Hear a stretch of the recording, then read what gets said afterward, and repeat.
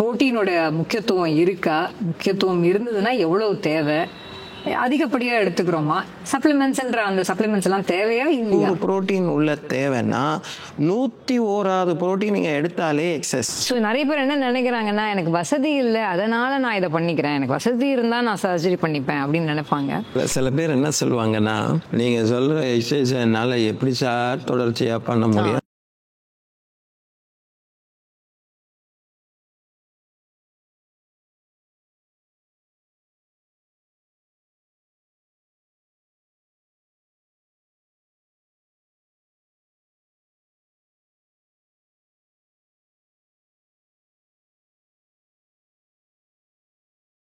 நிறைய பேருக்கு இந்த சந்தேகம் இருக்கு, இந்த கேள்வியை கேட்குறாங்க. ப்ரோட்டீன் ரிச் டயட் இன்னைக்கு டேட்ல சோஷியல் மீடியா பூரா ப்ரோட்டீன் சாப்பிடுங்க, ப்ரோட்டீன் சாப்பிடுங்க. இந்த ப்ரோட்டீன் இன்டேக் வெஜிடேரியன்ஸுக்கு வேற அது ஒரு பெரிய காம்ப்ளெக்ஸே வந்துடும். நம்ம சாப்பாடுல இல்லை போல இருக்கு, அவ்வளோதான் நம்ம வாழ்க்கையன்ற மாதிரி. இவங்கள மாதிரி ஆட்களுக்கு என்ன, நீங்க ப்ரோட்டீனோட முக்கியத்துவம் இருக்கா? முக்கியத்துவம் இருந்ததுன்னா எவ்வளவு தேவை? அதிகப்படியா எடுத்துக்கிறோமா? சப்ளிமெண்ட்ஸ்ன்ற அந்த சப்ளிமெண்ட்ஸ் எல்லாம் தேவையா இல்லையா? இது ஒரு அதிக அளவாக, அதாவது high intensive interval training, high intensity interval training HIIT அப்படின்னு சொல்லக்கூடிய ட்ரைனிங் செய்யக்கூடிய, ரெகுலராக தொடர்ச்சியாக அடுத்த நாள் அவங்க ட்ரைனிங்கே அந்த மாதிரி தான் இருக்கிற விளையாட்டு வீரர்களுக்கும் வீராங்கனைகளும் இருக்கிறவங்களுக்கு அவங்க ஏற்படுத்திக்கக்கூடிய மாற்றங்கள், தசைநார்கள் அங்கே ரிப்பேர் ஆகிறதுக்கான வாய்ப்புகளை உண்டு பண்ணுன்னா அவங்களுடைய ப்ரோட்டீன் ரிக்குவயர்மெண்ட் அதிகமாக இருக்கும். நாம் ஸ்ட்ரென்த் ட்ரைனிங் பண்ணதுனால முதல்ல இருந்த விட கொஞ்சம் அதிகமாகுதுன்னு சொன்னது மாதிரி, ஆனால் ஆத்லீட் அளவுக்கு தேவையில்லை. ஏன்னா காம்படிட்டிவ் ஆத்லீட்ஸ் கிடையாது, அவங்க அதுலேயே ப்ரொஃபஷனலாக இருக்கிற ஆளுங்க. அவங்க ரிக்குவயர்மெண்ட் வேறு, நம்ம ரிக்குவயர்மெண்ட் வேறு. ஏன்னா ப்ரோட்டீன்கிறது அதிகமாச்சுன்னா நம்மளுடைய நைட்ரஜன் கண்டென்ட் நம்ம யூரின்ல அதிகமாகும். ஏன்னா ப்ரோட்டீனை நம்ம சரி இன்னைக்கு தேவை கையில் 100 ரூபாய் உள்ள 100 புரோட்டீன் உள்ள தேவைன்னா 101 புரோட்டீன் நீங்கள் எடுத்தாலே எக்ஸஸ். அதை ஸ்டோர் பண்ண முடியாது. அதை அன்னன்னைக்கு சாப்பிட்றத அன்னன்னைக்கு பயன்படுத்தி ஆகணும், இன்னொரு நாள் வச்சுக்க முடியாது. அப்போ எக்ஸஸாக சாப்பிட்ட போது எல்லாம் நம்ம யூரினில் போயே ஆகணும். அதுக்கு தான் யூரினே ஃபார்ம் ஆகுது. அப்போ அந்த யூரினை ஃபார்ம் ஆகிற நேரங்களில் புரோட்டீன் அளவு அதிகமானதுனால குடிக்கிற நீர் அளவு கம்மியானா கிட்னி அடி வாங்கும், ரீனல் இஷ்யூஸ் வரலாம். ஆகையால் புரோட்டீன் சாப்பிடும்போது நீர் அளவும் அதிகமாக இருக்கணும். ஏன்னா யூரின் எல்லோவாக போகிறோன்னா புரோட்டீன் அளவு அதிகமாச்சு, கான்சன்ட்ரேட்டடாக யூரின் போகிறோம். ஆகையால் தண்ணியை குடிச்சாகணும். ரெண்டாவது, நம்மளுடைய உடம்பு வெயிட்டுக்கு 1.75 கிராம்ஸ் ஆர் 1.25 to 1.75 கிராம்ஸ் இவ்வளோ தான் பர் கேஜி ஆஃப் பாடி வெயிட்டுக்கு புரோட்டீன் தேவைன்னு சொன்னாங்க. இது நார்மல் ஆக்டிவிட்டிக்கு தேவை.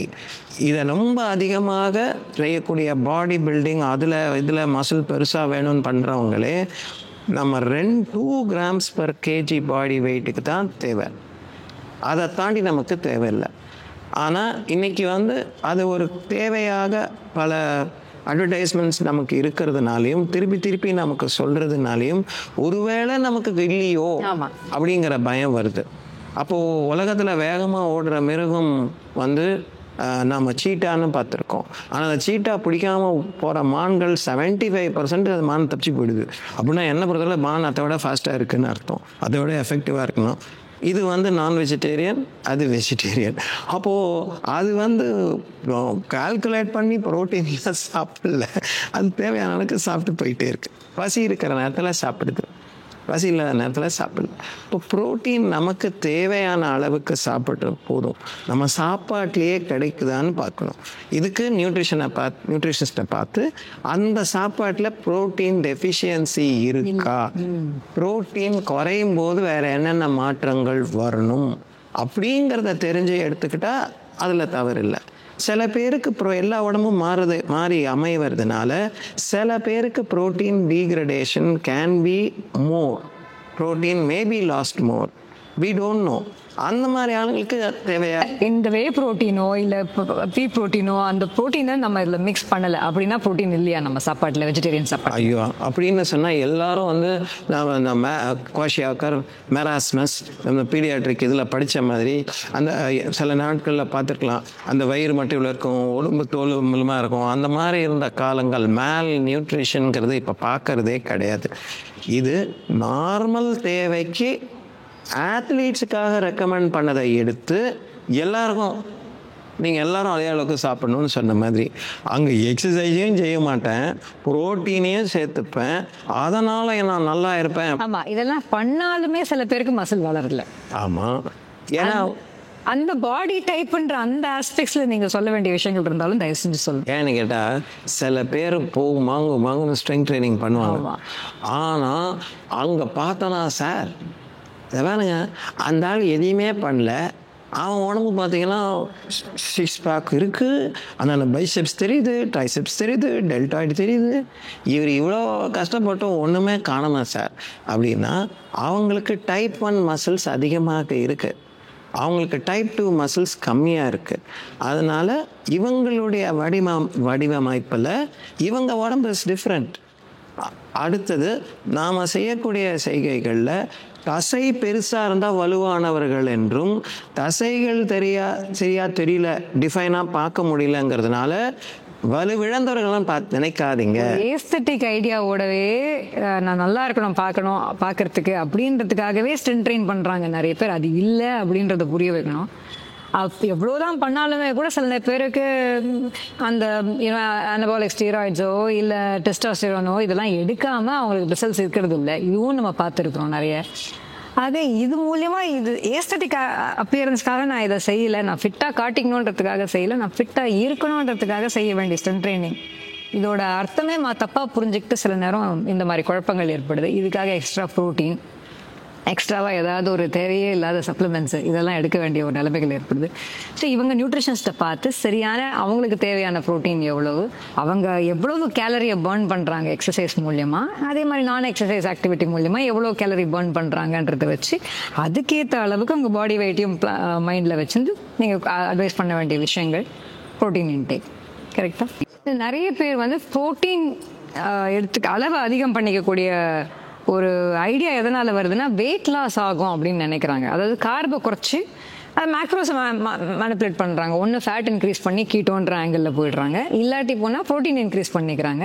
ஸோ நீங்கள் என்ன விதமான அது ஆட்கின்ஸு ஏதோ பேரெல்லாம் வச்சு நிறைய டயட் பேரெல்லாம் இருந்தாலும் அந்த மேக்ரோஸில் பண்ணக்கூடிய சேஞ்சஸை வச்சு தான் பண்ணிக்கிறாங்க. ஆனால் இதுவுமே கூட ஒரு நியூட்ரிஷனிஸ்ட்டை பார்த்து அவங்க மூலியமாக இது கரெக்டான நான் டயட் எடுத்துக்கிறேன்னா இது எவ்வளோ நாளைக்கு நான் பண்ண போகிறேன், இந்த டயட்டு சஸ்டைனபிளாக, இதனால் வரக்கூடிய பிரச்சனைகள் என்ன, இது அதெல்லாம் தெரிஞ்சுக்கிறது பெட்டராக இருக்கும் இல்லையா? யார் ஒன்றா பணக்காரன் ஆயிடுற மாதிரி பணக்காரன் கூட ஆளாங்க. ஆன பிறகு அந்த காசை காப்பாற்றிக்கணும்ல. அப்போ நம்ம நியூட்ரிஷன்னால் ஒரு நிலையை அடைஞ்சாலும் அதை தொடர்ச்சியாக செய்யக்கூடிய கெப்பாசிட்டி இருந்தால் தான் நியூட்ரிஷன் மூலமாக அடைய முடியும். அதில் பயிற்சிகளும் சேர்ந்து இருந்தால், சாப்பாடும் நல்லா இருந்தது, நியூட்ரிஷனும் நல்லா இருந்ததுன்னா நிச்சயமாக மருத்துவரை சந்திக்காத நிலைகளும் உண்டு பண்ண முடியும்.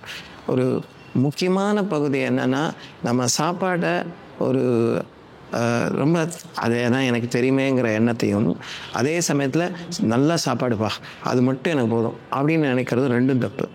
அப்போது பயிற்சிகளும் வேணும், அதுக்கு தேவையான நியூட்ரிஷனும் வேணும். அதில் சாப்பாட்டில் இதெல்லாம் இல்லைன்னா நீ ஏதாவது ஆயிடுவேன் அப்படிங்கிறத சொல்லாமல் இதை எடுத்துக்க வேண்டிய அவசியம் இருக்கான்னு முதல்ல ஒரு நியூட்ரிஷனிஸ்ட்டை பார்த்துருக்கணும். இந்த எக்ஸசைஸ் பண்ணால் பாதிப்பு வருமா, இந்த சாப்பாடு சாப்பிட்டா எதாகுமான்னு ஒரு மருத்துவரையும் சொந்த வைக்க வேண்டியிருக்கும். 2 பேருமே ஒரு முக்கியமான பகுதிகளில் இருக்கிறாங்க. இன்னொரு முக்கியமான ஒரு கேள்வி டாக்டர், நீங்கள் கார்டியோவாஸ்குலர் என்டியூரன்ஸ் இன்க்ரீஸ் பண்ணிக்கிறதுக்கு கார்டியோ ஆக்டிவிட்டி ரொம்ப முக்கியம்னு சொல்லியிருந்தீங்க. அதே மாதிரி ஸ்ட்ரென்த் ட்ரைனிங் எவ்வளோ இம்பார்ட்டண்ட், மஸ்குலர் என்டியூரன்ஸு மஸ்குலர் ஸ்ட்ரென்த்தை உண்டு பண்ணிக்கிறதுக்கு அது ரொம்ப இம்பார்ட்டன்ட் சொல்லியிருந்தீங்க. நிறைய பேர் ஸ்ட்ரெச்சஸோ இல்லை இந்த ஃப்ளெக்சிபிலிட்டின்ற ஃபிட்னஸ் காம்பனண்ட்டுக்கு ஒரு மரியாதையே இல்லாமல் அது குனிஞ்சா நிமிர முடியல, டக்குன்னு எடுக்க முடியல, அதெல்லாம் எங்கேருந்து வரும்னா அவங்களுக்கு புரிய மாட்டேங்குது. இந்த ஃப்ளெக்சிபிலிட்டின்ற காம்பனண்ட்டுக்கு எந்த விதமான எக்ஸசைஸ் பண்ணால் பெட்டராக இருக்கும்? எதனால் யோகா முறைகளை நாம் பார்த்திங்கன்னா யோகா எல்லாமே ஆசனா ஸ்ட்ரெச்சிங் எல்லாம் இருக்குது. ஆனால் யோகாவும் எக்ஸசைஸும் ஒன்றும் இல்லை. இதை சொன்னதுனால தயவு செஞ்சு யோகத்தையும் எக்ஸசைஸையும் மிக்ஸ் பண்ணிடாதீங்க. முக்கியமான பகுதி 3 மணி நேரம் கேப் வேணும் யோகத்துக்கும் எக்ஸசைஸுக்கும். அப்போது அந்த யோக முறைகளை நான் என்ன எக்ஸாம்பிள் உதாரணம் கொடுக்க பார்க்குறேன்னா, அதில் இருக்கிற பயிற்சிகள் எல்லாமே ஆசன அபியாசங்கள் எல்லாமே ஸ்ட்ரெச்சஸாக தான் இருக்குது. ஏன்னா ஸ்ட்ரெச் மூலமாகவே அவர்கள் தசைகளினுடைய நற்பயன்களை அவர்களுக்கு தேவையான ரொம்ப நேரம் உட்காந்து மெடிடேட் பண்ணக்கூடிய இது அமையுங்கிறது.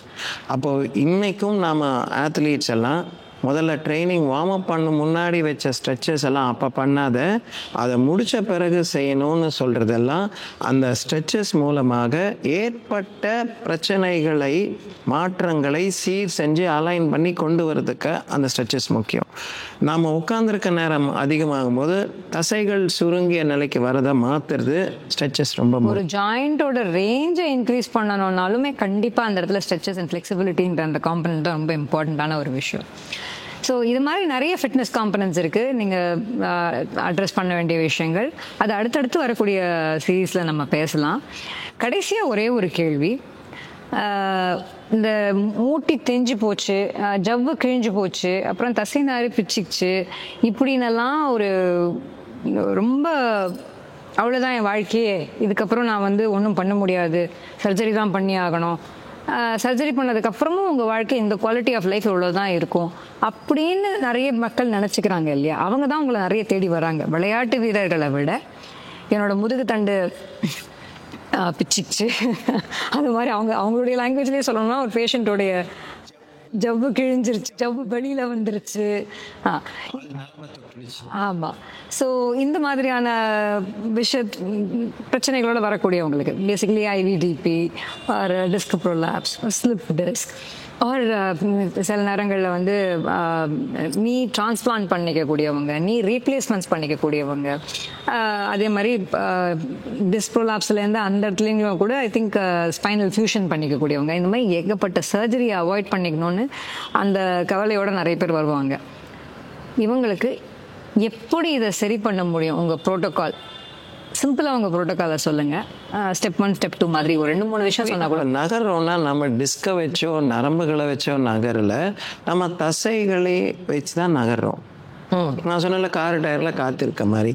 அப்போது கிராவிட்டிக்கு அகேன்ஸ்டாக நகர்த்தக்கூடிய தசைகள் உறுதி செய்யப்பட்டால் அது ஸ்ட்ரெச்சும் செஞ்சுருக்கணும், ஸ்ட்ரெங்தனிங்கும் செஞ்சுருக்கணும், கூட கார்டியோவாஸ்குலர் எஃபிஷியன்சியும் நல்லா இருக்கணும். ஏன்னா ரிகவரி இருக்காது. கார்டியோவாஸ்குலர் எஃபிஷியன்சி நம்ம ஏரோபிக் கெப்பாசிட்டின்னு சொன்னது. இந்த type 1 type 2 muscles and their ஃப்ளெக்சிபிலிட்டியை மெயின்டைன் பண்ணுறதுக்கு எக்ஸசைசஸை பிளான் பண்ணியிருக்கணும்.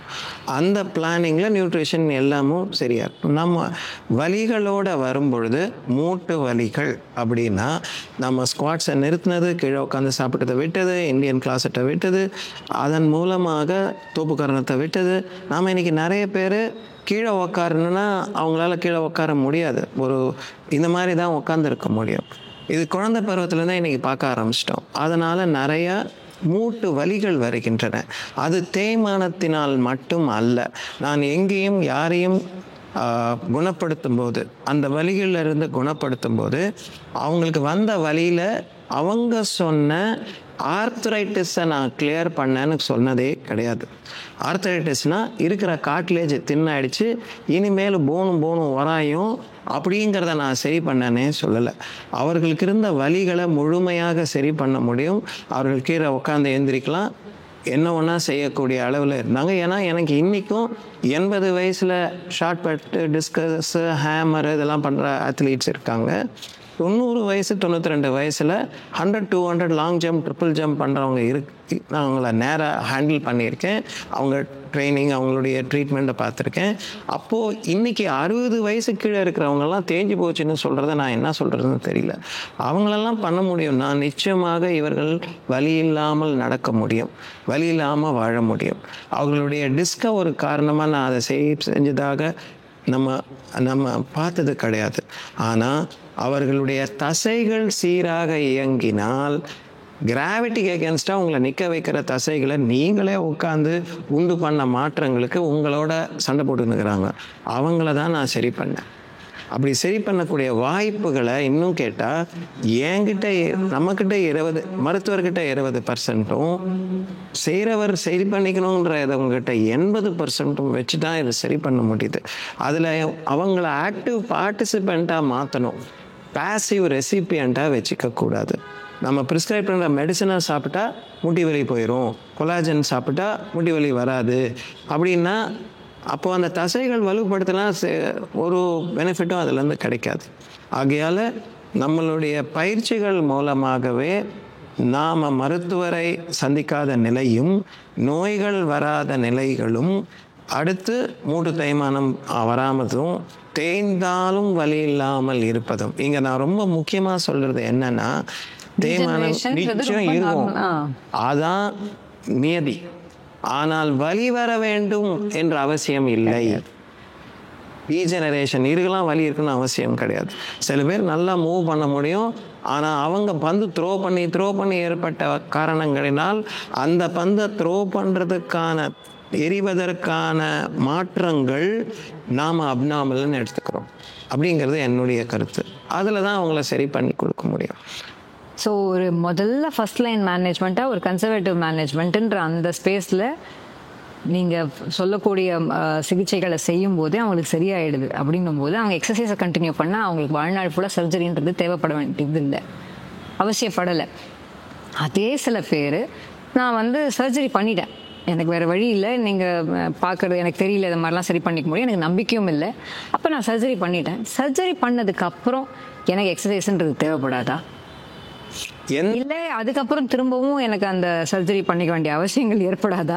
நம்ம சொன்ன மாதிரி ஏற்கனவே நார்மல் லைஃப்பில் இருக்கிறவங்களுக்கே டைப் 1 டைப் 2 நல்லா பார்த்துக்கணும்னு சொன்னோம். இந்த மாதிரி ஆப்ரேஷன் பண்ணி உள்ளுக்குள்ளார அறுத்து போயிட்டு வந்திருக்கோம், மாற்றங்களை உண்டு பண்ணியிருக்கோம்.